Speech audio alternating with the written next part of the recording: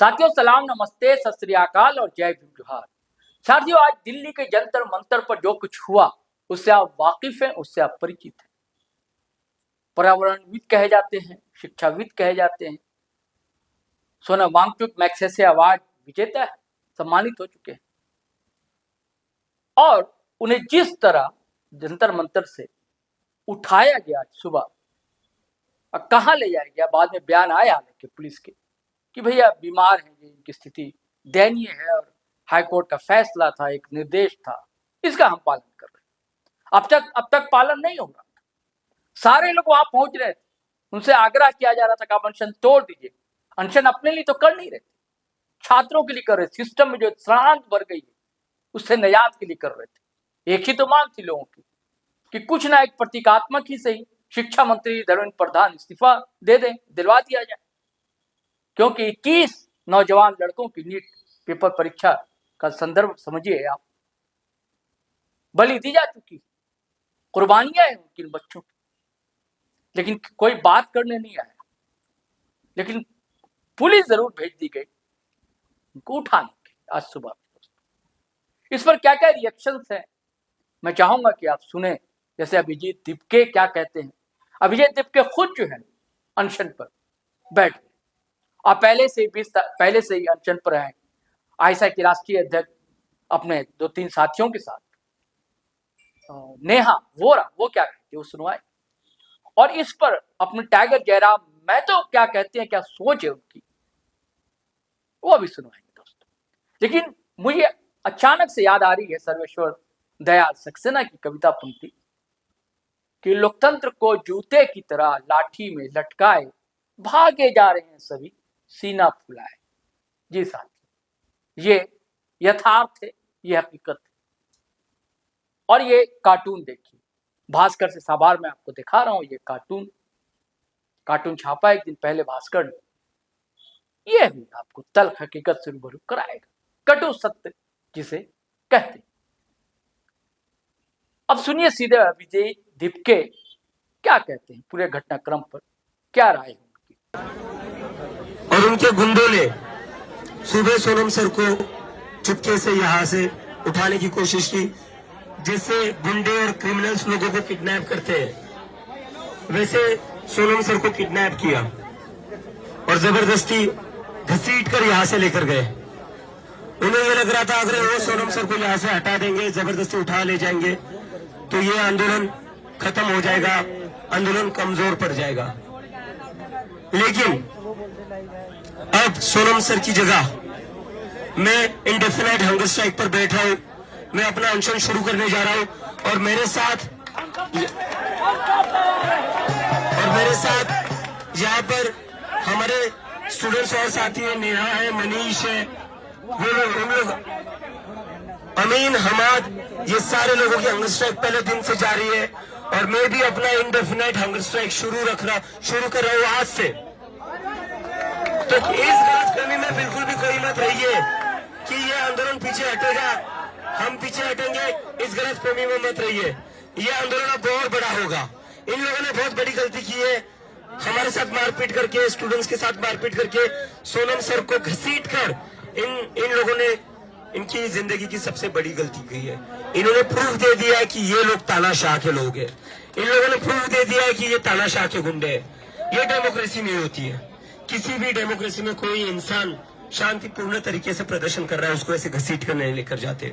मुझे भी सड़कों पर मारा घसीटा गया आज सुबह, जब मैं जंतर मंतर आने की कोशिश कर रहा था। दिल्ली के पुलिस वालों ने मुझे भी सड़कों पर घसीटा, मारा और कहा तू कैसे जंतर मंतर जाता है, हम देखते हैं।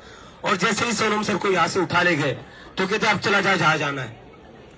लेकिन फिर भी जंतर मंतर में आने दे रहे थे, मुझे यहाँ दीवार टाप कराना पड़ा। इन लोगों को लग रहा था ये हमारा आंदोलन खत्म कर सकते हैं, कमजोर कर सकते, कमजोर नहीं होगा। मैं आज से अपना इंडेफिनाइट हंगर स्ट्राइक शुरू करने जा रहा हूं। दिल्ली के सभी लोगों से मेरी अपील है, देश भर के सभी लोगों से मेरी अपील है, अब ये आंदोलन आपको आगे बढ़ाना है, आप लोगों को इसकी ताकत बनना है। तो मैं सभी लोगों से अपील करता हूं, सभी के सभी लोग जंतर मंतर आइए। यहाँ से हमारा आंदोलन जारी रहेगा और जो हमारा 20 जुलाई का मार्च है वो हम करके रहेंगे। और अब साथियों सुनिए नेहा वोरा क्या कहती है। उन्होंने सुबह का जो कुछ हुआ, जो देखा उन्होंने, आंखों देखी, उसे बताया। आज हमारे भूख हड़ताल के 21वें दिन सुबह 7 बजे कुछ प्लेन क्लोथ्स में लोग स्टेज एरिया में घुसते हैं, जिसके 5-10 मिनट बाद heavy police deployment stage area की तरफ जाता है और सोनम वांगचुक को, जो कि 21वें दिन पे थे अपने हंगर स्ट्राइक के, उन्हें फोर्सफुली मेडिकल अटेंशन देने के नाम पे यहाँ से हटाया जाता है। उसके बाद वर्दी में आरएएफ और पुलिस पर्सनल हमारे जो आयसा के टेंट के आसपास रस्सी से बाउंड्री बनी हुई है उसको तोड़ करके अंदर आने की कोशिश करते हैं और हम हंगर स्ट्राइकर्स को डिटेन करने की कोशिश करते हैं। वहाँ पे बहुत सारे वॉलंटियर्स के होने की वजह से वो हमें डिटेन नहीं कर पाते हैं, बट दिल्ली पुलिस की डेमोक्रेटिक पीसफुल प्रोटेस्ट को बाय फोर्स खत्म करने की कोशिश शर्मनाक है।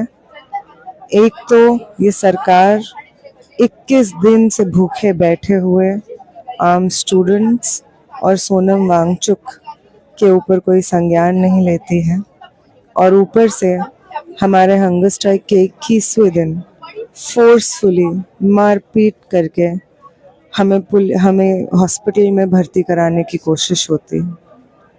आप सबसे अपील है कि आप सब लोग जंतर मंतर पहुंचिए, और ये मूवमेंट खत्म नहीं हुआ है और तब तक खत्म नहीं होगा जब तक धर्मेंद्र प्रधान इस्तीफा नहीं दे देते हैं। इस बात को आप दर्ज करवाइए। साथियों, आपको पता है कि जयराम कुमार महतो वहां गए थे, आप देख भी रहे हैं, वहां वो भाषण दे रहे थे, और ये वीडियो डिटोर लाइव के पेज पर आप देख चुके हैं। उस दौरान न्यूज पिंच के पत्रकार, ललन टॉप के पत्रकार उनसे मिले थे, और उन्होंने क्या कहा था आप सुनेंगे तो सारी चीजें स्पष्ट हो जाएंगी, साफ हो जाएंगी। तो सुनिए पहले न्यूज पिंच के पत्रकार से जयराम ने क्या कहा। अभी जो देश का माहौल है वो माहौल पूरी तरह से नरेंद्र मोदी जी के नेतृत्व में डाइवर्ट हो चुका है। वो माहौल एक धार्मिक ध्रुवीकरण का रूप ले चुका है। देश के प्रधानमंत्री जी ने देश के माहौल को विकास से डाइवर्ट करके एक धार्मिक ध्रुवीकरण की ओर ले जा चुके हैं। तो कोई राज्य हो, अगर वो धार्मिक आधार पर उस देश के निर्माण की बात कहेगा तो वहाँ इस प्रकार की कई प्राणों की आहुतियाँ आपको सोचने के लिए विवश भी नहीं कर पाएंगे। उनके जो भी जितने भी कृत्य हैं, उनके जितने भी कार्य रहे हैं, अधिकांश कार्य तो ऐसा है जैसा प्रतीत होता है कि वह 2-4 उद्योगपतियों के लिए कार्य कर रहे हैं। इस पर विराम लगना चाहिए, नहीं तो अगर ये आने वाले 2-3-4 दशकों में हम ऐसा देखेंगे कि अंग्रेजों कालखंड में जो आम व्यक्ति की लाचारी व्यवस्था थी, उससे भी भयावह स्थिति में भारत की आम जनता होगी। भारत देश में जो सत्ताधीश लोग हैं वो सुनने की परंपरा को, जवाबदेही की परंपरा को भूल रहे हैं। सुना साथियों आपने। और उसी दौरान द ललन टॉप के रिपोर्टर भी मिले उनसे, और उनसे जो कहा है वो सुनिए। आज अलग ढंग की परिपाटी की शुरुआत हो चुकी है। सुनिए ललन टॉप से क्या कहा।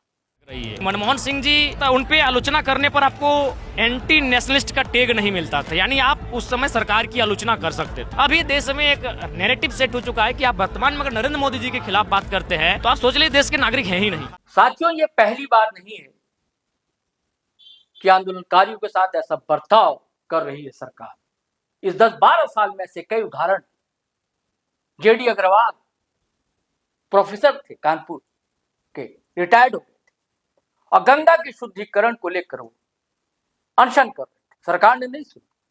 हालांकि उससे पहले 2005 में जब उन्होंने अनशन किया था, तो जब मनमोहन सिंह की सरकार थी, कान धरा था उस सरकार ने, और बातचीत की थी, उनके सुझाव को माना था जेडी अग्रवाल के। अब इस बार इस सरकार में जब धरना अनशन पर रहे, वो 111 दिन तक फुर्सत नहीं मिली किसी सरकारी प्रतिनिधि को उनसे बातचीत करने की, और उनकी दुखद मौत हो गई।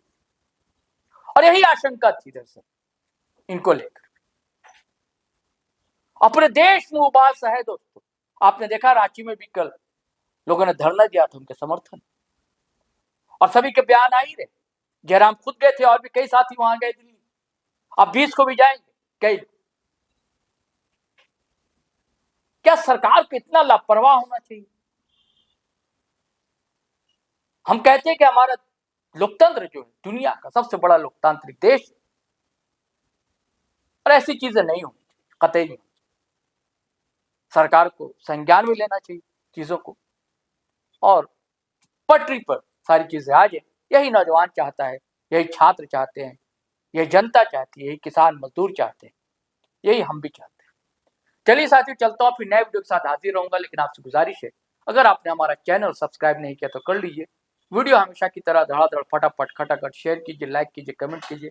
आज्ञा दीजिए, इजाजत दीजिए। जय हिंद, जय भारत।